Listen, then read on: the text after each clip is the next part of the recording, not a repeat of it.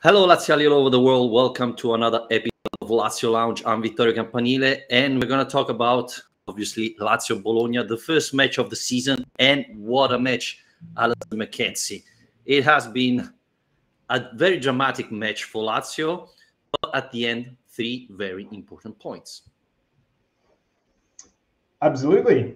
I think that's what you want at the start of the season, obviously, to win a game. But yeah, I mean, I think it's going to be quite difficult for us reviewing this match to take an awful lot away from it, because the circumstances around it, clearly being down to 10 men for so long and the way the game ebbed and flowed, I don't think we're really any closer now to knowing what Sarri's team is going to look like this season than we were at the start of it. But it was great fun, great atmosphere. I was amazed by the size of the crowd, considering it was the day before Ferragosto. And some really positive stuff, and some not so positive stuff. Yeah, before we go and talk about the match, we are also on my Italian channel. So, Alistair, I know your Italian is great. Do you want to say hello to our Italian listeners as well? Do I want to say hello to them? Yes. Yeah. Hello to all the Italian listeners, and I hope you can understand what I'm saying. Anyway, subtitle will generate automatically, so you can read it in English and understand what we're saying. Obviously, we say hello to all our listeners all around the world. It's good to have you back. Remember to rate and review the podcast on iTunes, Spotify, and Spreaker. This helps us increase our reach and get to new Lazio fans, new Lazio supporters. Alistair, talking about the match of yesterday, this could really go very wrong. Down 10 men just after 5 minutes, penalty after 35. I mean, I could see Bologna winning 4-0 and Lazio finishing with maybe 3 red cards or something like that. Well, yeah, I mean, I think we should probably address the elephant in the room, which is Maximiano's debut. I mean, I don't think I've ever seen any debut go as badly as that did. He didn't really have a chance to do anything before being sent off.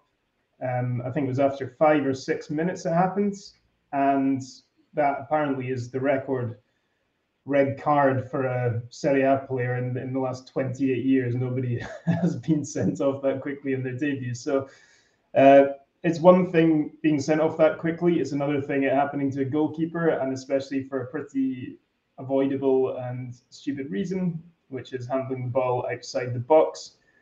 I was quite late getting my ticket for this game, so I was actually sitting in the Curva Sud, which was the complete opposite side of the stadium from where this happened. So I had absolutely no idea what was going on while all this was happening.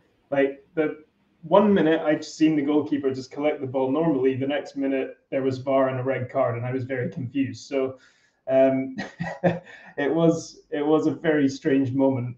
But Provedel came on, and I have to say, impressed, and it's going to be a fight from here, isn't it? Yeah. Sarri said it in the press conference on Saturday that he's going to rotate the 2 goalkeepers. Both of them will have chance. So I wonder if Maximiano will have a chance again. Sarri said it's a mistake. This won't count. But, you know, one thing is saying, the other one is prove it, especially after Provedel's performance. I thought he played great. It's not easy coming in at this point like that. But overall, I thought he had a great performance. So obviously, he's going to play next Sunday, as Maximiano is going to get suspended. But the question is, will he come back? Will Maximiano have another chance, or will Provedel be the goalkeeper? I mean, we had this question for a couple of listeners. So let's talk about it. Who do you think? Well, not next week, because we know it already. But who's going to be the starting goalkeeper for Lazio? Do you know it already? Well, it's really interesting because the advantage was with Maximiano. He's come in earlier. He's been the #1 choice throughout pre-season. He's played all the pre-season friendly games. Provedel has basically only just unpacked his bags when he got to the club before this game against Bologna. So you'd have to say going into the season it was Maximiano's shirt to lose. But then the fact that he's been sent off within 5 minutes, if you even set that aside and you take Sarri at face value with what he says about this just being one mistake and it not being something that's going to impact his selection in the future, he's just given Provedel a free audition because Provedel has come on for him. He's made one terrific save. He looked really assured. He looked good with his feet. He looked like he was organising the team well. And now Provedel, because of the suspension that's going to come, is going to be able to start the next game as well. So Yep. Maximiano has handed Provedel the opportunity to put up his hand as being the first choice goalkeeper. And if he plays again next week against Torino, like he did against Bologna, it's going to be hard for Sarri to find a reason to change him. So I think the advantage has shifted just because Provedel looks like he's taking advantage of the opportunity that he got.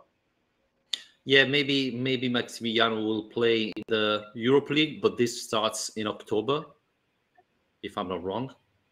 Right? I think Europe League starts in October, so maybe Provedel will have a chance to start in the next coming week. Two things about this. The first one, I don't know if you noticed, but the first save of Provedel, then he went down and complaining he had a muscle injury. And that was terrific because, you know, we already lost the first goalkeeper. If we lose the second goalkeeper after 5 minutes, I mean, the third choice was Adamonis. That would, I mean, that would have been the greatest record ever, right? 3 goalkeepers substitution in 10 minutes. So that was really scary. And the second one was, were you surprised that Basic came off? I thought probably a winger would have been the choice from Sarri. Instead, Basic came off. That was surprising for me. But at the end, a good choice.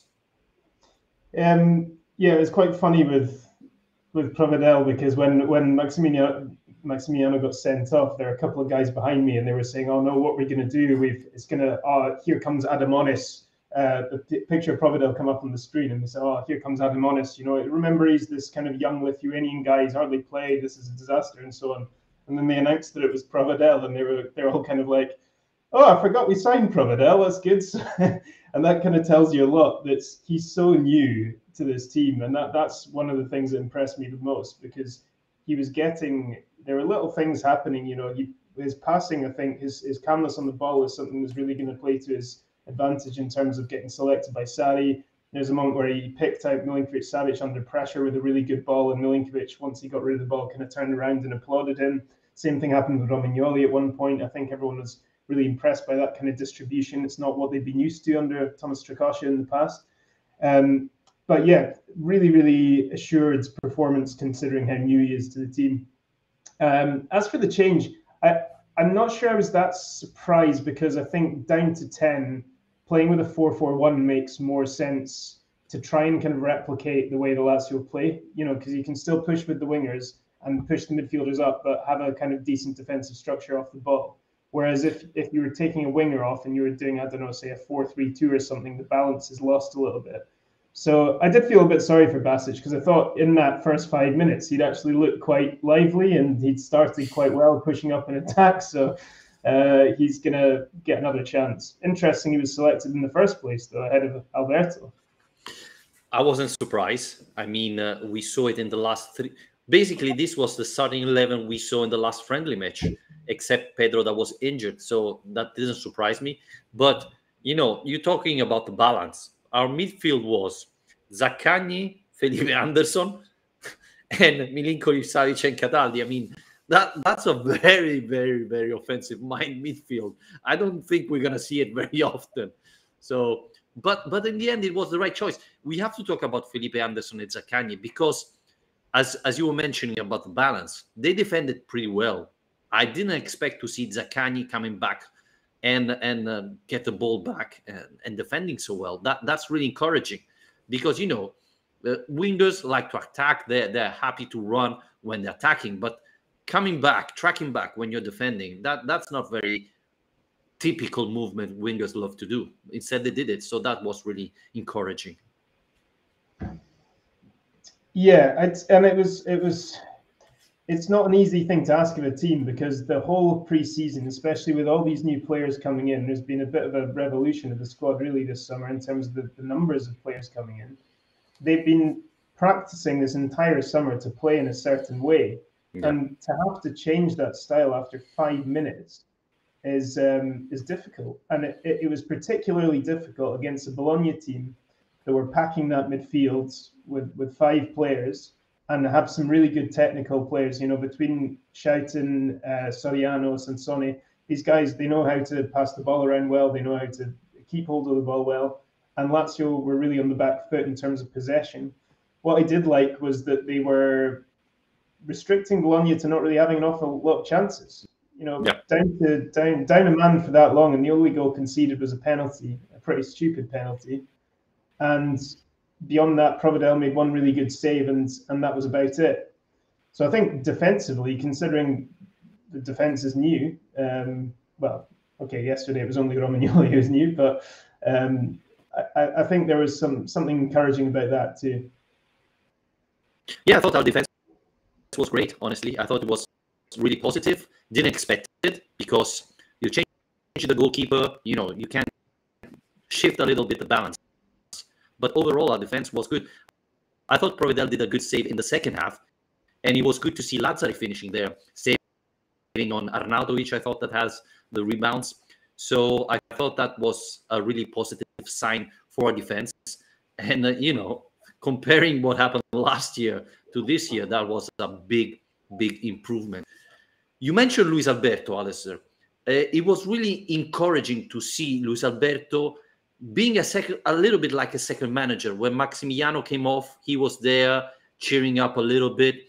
During the beginning of the second half, he was there a little bit telling the guys what movement, where to send the ball, etc. It doesn't look like a guy who wants to leave, right? It didn't give me that impression, at least. No, and he was singled out for praise by Sarri after the game, because I thought it was a pretty bold move bringing him on for Cataldi, because you already mentioned how attacking that midfield was, and then you take off the only kind of slightly more defensive midfielder in that bunch and put on Alberto, and to kind of play in front of the defense, really, and he did well, and Sarri praised him for that. I think that, you know, Tari's now said before this game Alberto's staying. He's going to be a Lazio player this season. I think Alberto is such a particular kind of character that, in a way, I'm not that worried about this affecting him mentally or anything, because really, in the grand scheme of things, what's happened this summer hasn't been any different to what's happened in previous transfer windows in previous summers. There's been talk of him returning to Spain. There's been, okay, maybe his mum's not been getting involved every time. This is new, but, it's transfer rumors about Alberto going back to Seville are hardly a new thing. So I do expect that will probably happen at some point, but I'm not too concerned that it's going to kind of change his attitude for the rest of the season or anything. Yeah, you're probably right. You made me an assist talking about Iglitari's quote, because we've been asked by Diane if the transfer market is over for Lazio.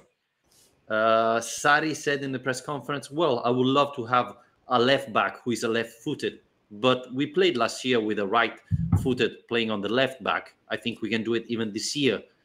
Probably if no one goes out, no one will come in. Now, there have been rumors of Acerbi going on loan to Inter. I don't think that will be enough to sign a new player. I think if Isai leaves, then Lazio will sign another left back. I think this is what's going to happen. Otherwise, we'll stay like that. Do you agree, Alistair? And what's your thought? Isai yesterday played, and I thought he played quite well considering his past performance. Yeah, I mean, I think the idea that, you know, if more signings come, it'll be one in, one out, or one out, one in, I guess, in that pattern, and that's probably about right.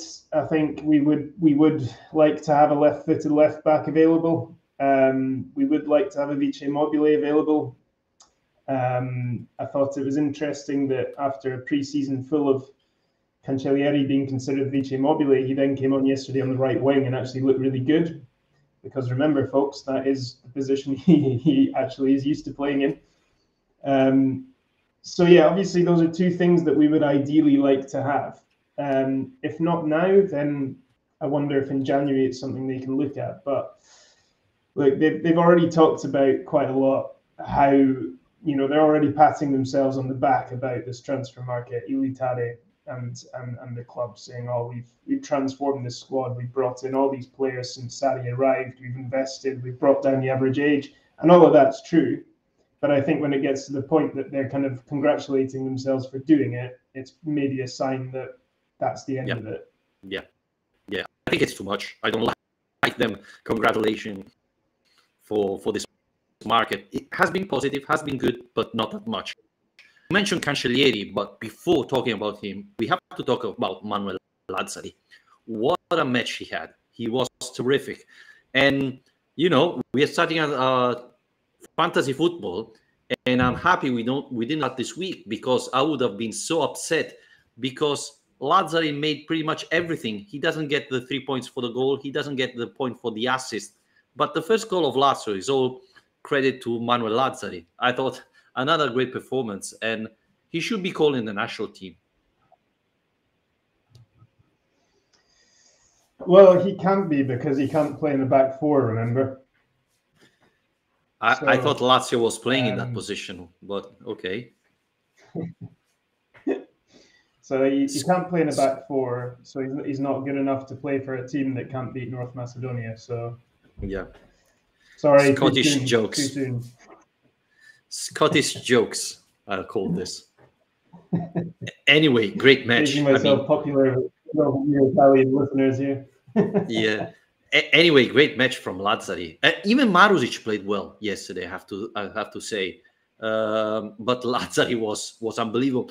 A little bit disappointed from Felipe Anderson. He defended well, as we mentioned, but I thought he lack of personality.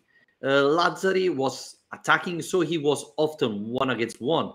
And if you have the talent and the speed of Felipe Anderson, you should go for it every single time and try and dribble past your defender, because if you do that with Lanzardi there taking the other one, then you're every time you're in front of the goalkeeper, and he didn't do it. A little bit disappointed. Yeah, I think, well, going back to Lazio, I mean, obviously I'm taking the piss a bit out of what people have said about him and the Italy team in the past, but he was exactly what you need, really, when you go down to 10 men. Someone who's got that energy, that pace to kind of continue pushing despite having to do more work. I mean, his engine is ridiculous, and it wasn't just the amount of running he was doing, but it was the speed at which he was doing all of it. His changes of direction, his bursts of pace, and he just didn't stop. And I think that really, it wasn't just his own performance, but I think it was the way that he kind of set the tone for the rest of the team. He almost set standards of, right, this is how hard we're going to have to work now, because we are a man down, but we can continue pushing, we can continue playing the way we want to play. And yeah, your fantasy football point is a good one, because at the end of the day, he's not going to get any numbers on his page in terms of assists or goals, even though he set up the first one. But yeah, he was fantastic. Hopefully a sign of things to come, and he can have a massive season. I tweeted that De Silvestri would have scored, and that's what happened. I didn't mention in which goal he would have scored, so no one can say I was wrong. Yeah. Talking about goal and assist, Milinkovic-Savic didn't play well. He's struggling, and I think this is due to his physicality. We know that players that strong, that big, takes a little bit more time to get in shape.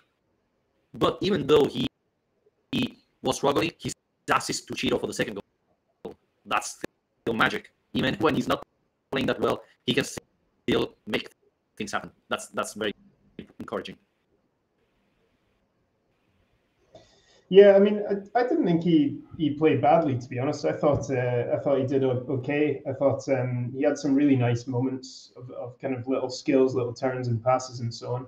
But yeah, I think difficult. It was difficult in that midfield, essentially for the central midfield. They're not used to playing in the kind of two-man midfield system. and they were outnumbered. And it was obvious looking down at the pitch from, Stadio Olimpico, obviously you're always miles away from the pitch, but what it does mean is you get quite a good overview of kind of tactically what's going on, because you can see everything almost from a bird's eye view.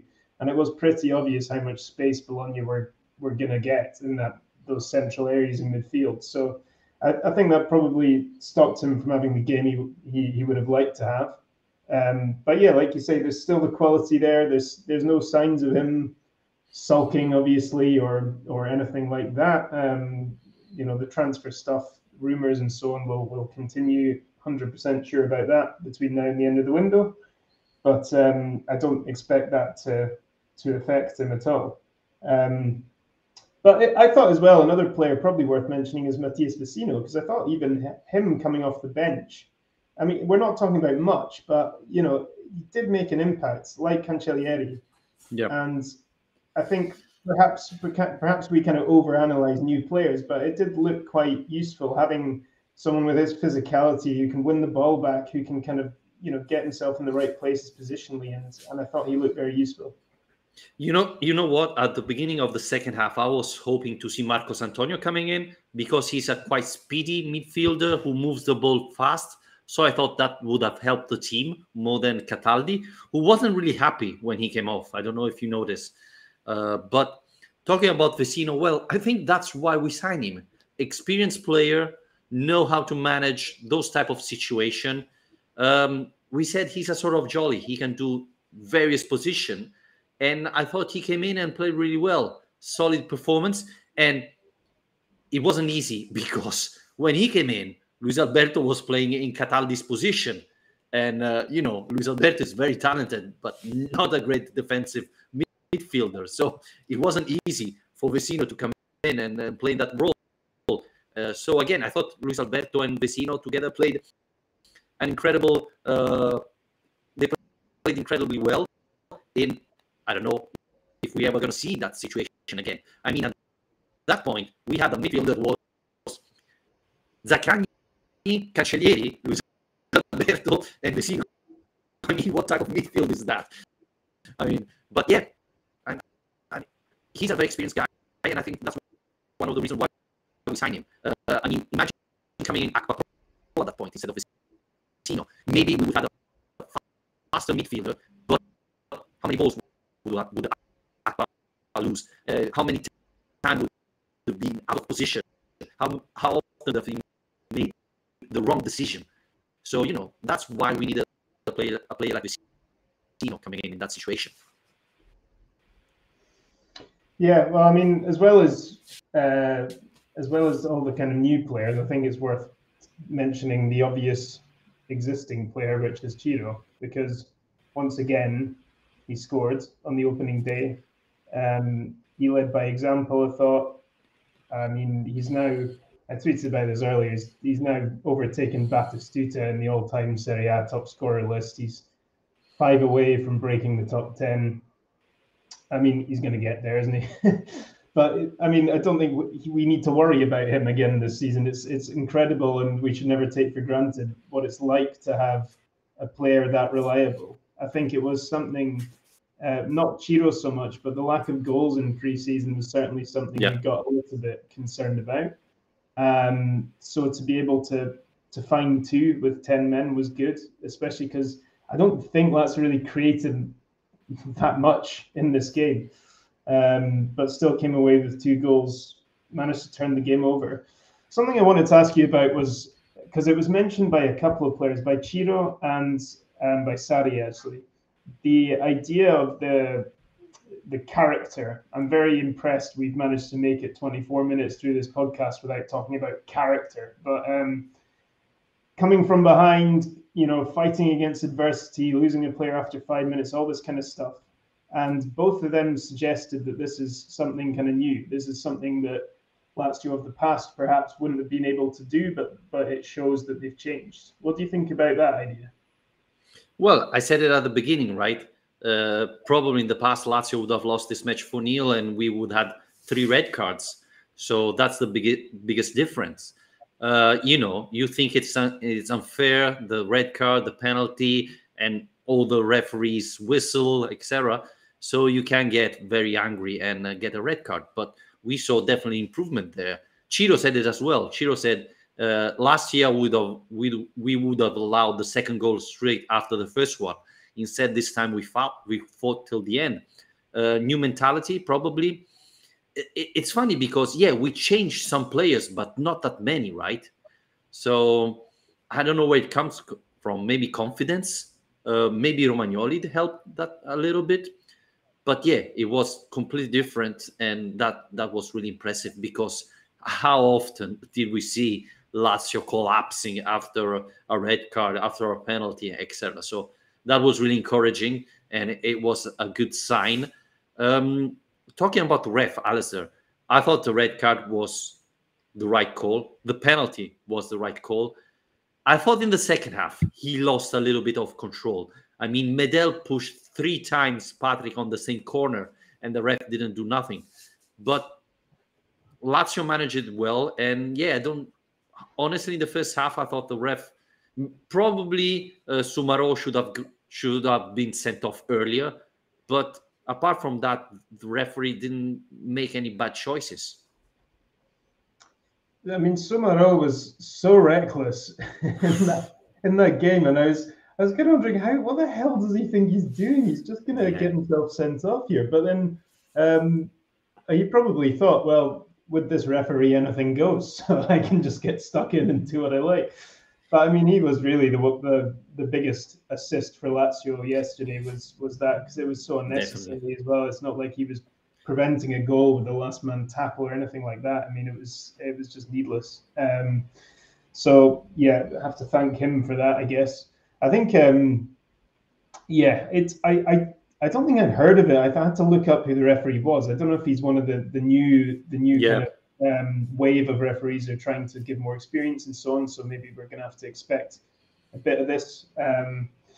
But yeah, I don't think we need to dwell on it too much. I think talking about positive change, another thing, obviously, final home game of last season, there was a massive crowd for Verona. But in general, Vittorio, last season, sometimes it felt like it was just the two of us at the stadium.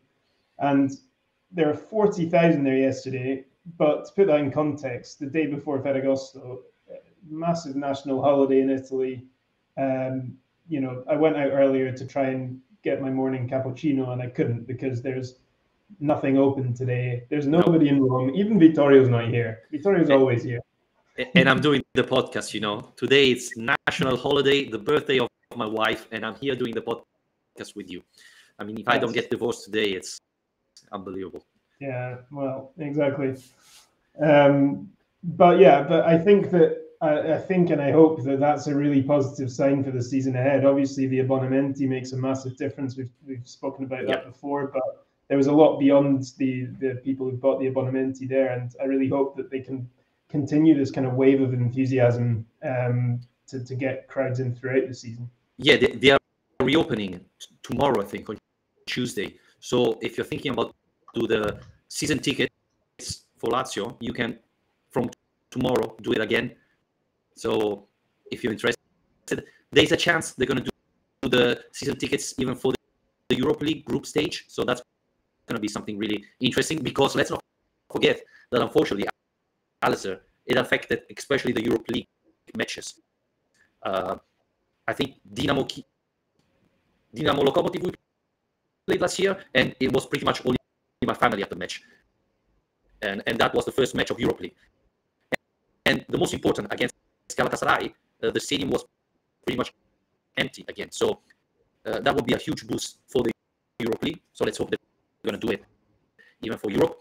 Alistair, before we wrap it up, I thought Lazio needed to bring in a winger. And I was thinking about Luca Romero, who played very well in the preseason. Instead, Cancellieri came in, who played only as Vice Immobile all summer. He came in his position, right back. Winger. And he didn't play that much, but he was really impressive. The character, how he played, his talent, because he dribbled past at least 3-4 times his marker. That was really impressive. That was really encouraging for the future. Do you think he's going to play in that position more often than Immobile? Yeah, probably just because of the fact that Immobile is going to be playing all the time and going to be wanting to play all the time, and opportunities have always been limited for players who have previously been in putting pressure in that striker position. Whereas I think they can rotate those wingers a lot, in terms of starting selection, but also in terms of during matches. Obviously, Pedro's injured at the moment. I mean, he is getting on in age, so I think we have to expect that he's not going to be able to play, twice, 3 times a week throughout the season as well. So yeah, I think probably Sarri thought he was the right man for that moment, rather than anything about Romero not getting chances this season. I think between the kind of 5 of them, it's just good options, because they all kind of do different things as well. They're all kind of different types of players who can bring different things at certain moments in a game. And I think that's a really useful diversity of option for Sarri to have. Yeah, I was really encouraging by his performance. I thought he really played well, so that was good. Alistair, if you have nothing else to add, I think we can wrap it up here. Do you have maybe a stat? I know you love stats. There was one about Ciro, which was that he's only the 4th player, only the 4th player to score in 5 consecutive opening days of the Serie A season. So There you go. I mean, we need to write a book about the Ciro scoring stat, because it would be a big book. It's impressive, and let's not forget that Gazzetta dello Sport made a title, "The Summer of Goal," and didn't put Ciro Immobile. I mean, how embarrassing is that? How embarrassing is that? Well, we are happy to have Ciro on our side, right? Always. Thanks again, Azar, for joining me. Thanks everybody for listening to our podcast. I'll be back next Monday after Torino Lazio, is it? I don't remember now by heart. Yeah. Tough match. Torino is a good team, and Juric is a great manager. So we're going to be back next week, and you can find us wherever you listen to our podcasts. Thanks, and rate and review the podcast. Bye. Ciao. Ciao.